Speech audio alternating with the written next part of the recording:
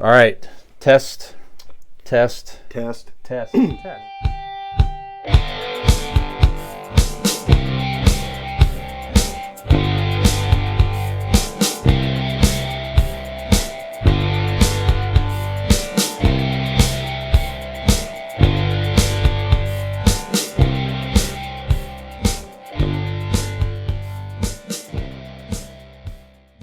This week for Ask an Idiot, I come up with this question for you guys.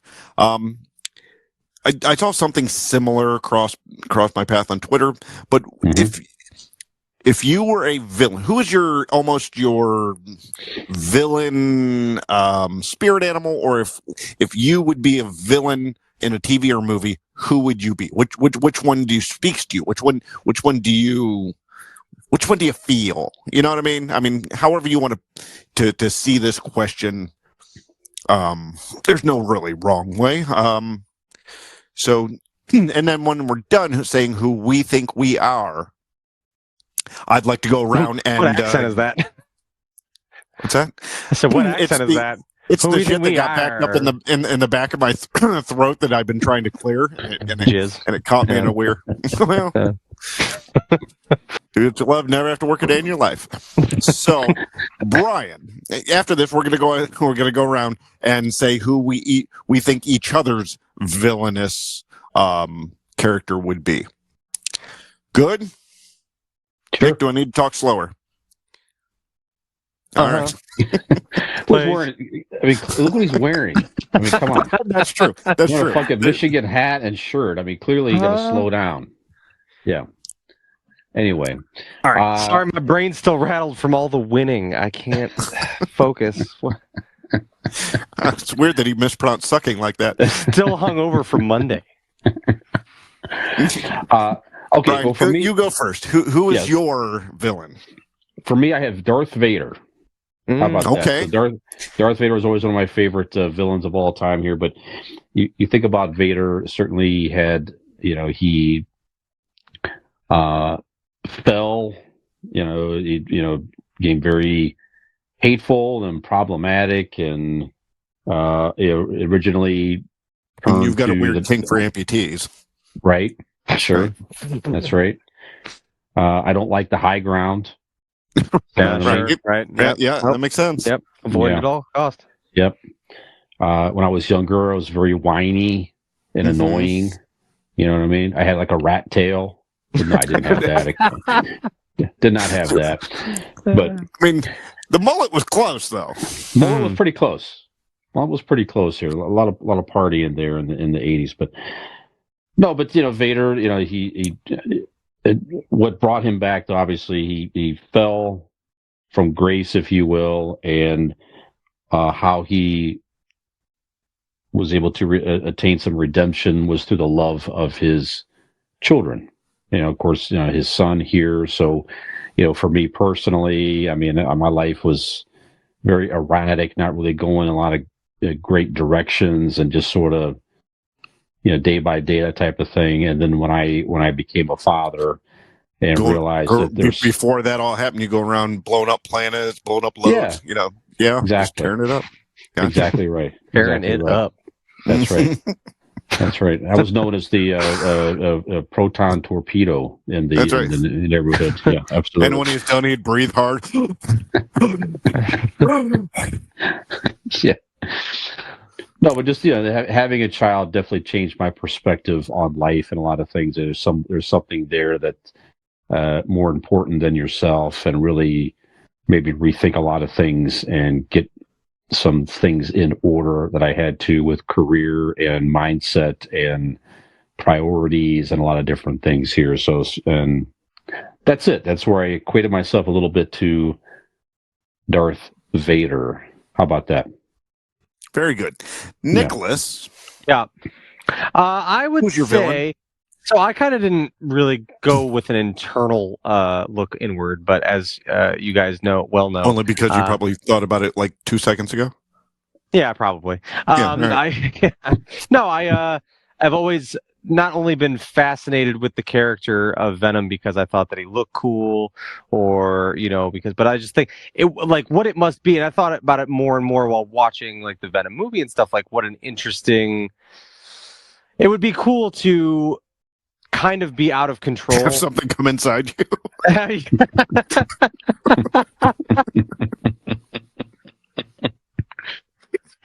Yes. I didn't think of it like that, but when you just said it, yeah, it sounds very appealing. No, just to kind of like have something overtake you that it makes you super powerful, and you're basically impervious to any harm. Like you can't be injured. You can basically just barrel through life and do whatever, and it's I don't know. It seems like it would be fun to be completely unstoppable, basically. Yeah, that makes sense. So it would just be kind of cool, like something that would be fun to like almost play a character in a video game, almost. And like it's not that I want to go and cause destruction, but like as a kid, like it was such a thrill to play like the Grand Theft Auto games, because it was like, oh my god, like you could just do whatever the fuck, like you could do anything and get away with it. And can I get internal for you there? It was kind of interesting, yeah. You're like and you're also in real life. You're a wholesome boy. You're a sweet boy like Spider-Man. And then when you get this black incarnation engulfing you, it comes inside you. You get all venomous and villainous. That he could dance down the like Spider-Man 3. He could dance well down the streets of Cleveland. Now I see him do that all the time. I don't fancy myself as much of a dancer, but I do think I could pull off some better moves than our buddy Toby in that movie. Sure. Just, not the best. But I'd go with Venom just because it's been a favorite character of mine. So yeah, Dean, what about yourself? All right. I thought about this for a minute. I'm going back and forth on two. I was originally thinking Kaiser Sose. Kaiser Sose, because throughout the movie he is meek and cowardly and he's really pulled back, and he's narrating this story of this incredible situation, and at the end that's when you find out, spoiler alert for The Usual Suspects, that he's been the mastermind and he's the villain all along. What is that? Been Usual Suspects. I mean, Billy Baldwin. Who else was in that, Brian? Kaiser Sose was played by Kevin Spacey.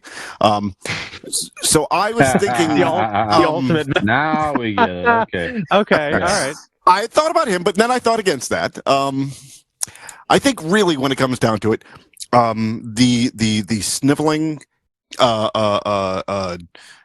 dastardly, underhandedly, just making snarky comments, and he's really just standing at the side of power, and enjoying the fruits of the labor of others.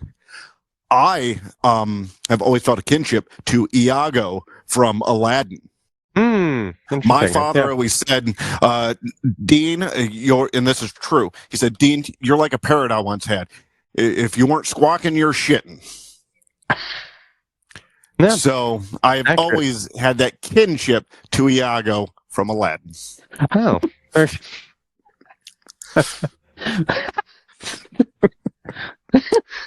Yeah. Okay. Squawking your shitting. I like it. Okay. Yep. Now turn over to MASH. God damn it.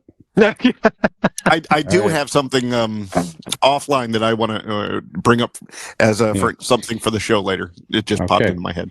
Okay. All right, very good. So what's the next part of your question? Go ahead. We're going to go back around and who we don't have to do round robin. When Brian, when you say give mine and then next, who you think our villains would be.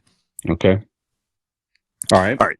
So Brian, go ahead. All right. So for Dean, I have Felonious Guru, who's from Despicable Me. Okay. Okay. Why do I think that way? Is who is this? Gru. Okay. You gave this full name. I didn't know the full name. Go. Yeah. Love it. Yeah. Okay. So in the movie, he's a bad guy. He tries to act like he's bad, but what you really learn is that he's really soft at heart. He really has a soft spot for for kids. And that's what really turns him around. You get that mixed up. And I also thought that Dean has a similar body build. Actually, yeah. And Nick, I have, and I know this is one of your favorite movies too. Yeah. How about Norman Bates? Oh, fantastic! Oh, because he loves to dress like his mom. Yeah. Well, Right. Norma Bates is very polite. He's quiet, close with his mother, secretly very, very calculating, right? And Nick looks good in a wig and a dress, I'm imagining. It's true. Thank you. I don't even have to imagine. Wait, I say you guys don't have to imagine it, really. So there you go. We can arrange something. I like it. I like that. Very good. Mm-hmm. Nice. All right, Nicholas. Yeah. Who are our villains? So, for Brian, I think I see Brian as something of a Magneto figure, as in organized, a leader, personality, certainly, and certainly the only reason he is a bad guy is because himself and the people that he cares about and are close to him are being persecuted and treated unfairly. So he lashes out really in an effort to protect himself and those that are like him or close to him. So I could see Brian's a Magneto kind of guy. I like it. I like that. I like it. Thank you. Dean, I was thinking more, are you guys, I don't know how familiar you are with Dick Tracy, but there's a villain called the Tramp. And I was kind of thinking, this is a guy that lives out of trash cans and stuff, and he's a bum, basically. No, sure. No, actually, I see Dean not in quite the light that Brian does, but quite the opposite. In fact, I feel like Dean is more of an Emperor Palpatine. Like I feel like Dean is just his hatred runs much deeper even than what the surface shows. I feel like it's enough that will will him through. It sustains me. It fuels him, it sustains him, and it really I think you need it almost like oxygen to breathe. And that's scarily accurate. Yeah. So I just see you as like an Emperor Palpatine kind of guy. Just ultimately at the heart of all evil. So there you go. And also when I'm older, I'm going to be sporting a cloak for my everyday wear too. Yeah, so. That's right. Maybe it's a Macho Man one. That's right. Excellent. Do it. All right. So for you two, I think I've got this nailed. Brian, for you, you have this aura of sophistication. You have this aura of you have everything neat and pressed and together in your life, and you know how to speak to people, and you have this. It's magnetism, right?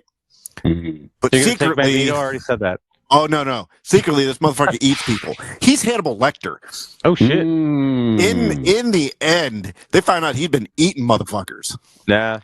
Tearing them up, filleting them. Hey, but I like to picture Brian over the stove cooking up some brains and feeding it to Igor. He's like, here you go, buddy. This will keep you young. Yeah, right. The guy's still alive over there. Right. How do you think Igor's still kicking after all this time? Igor's 28 years old. Human brains.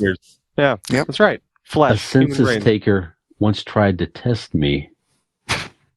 I ate his liver with some fava beans and a nice Chianti.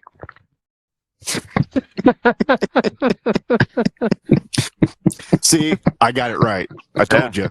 Solid. All right.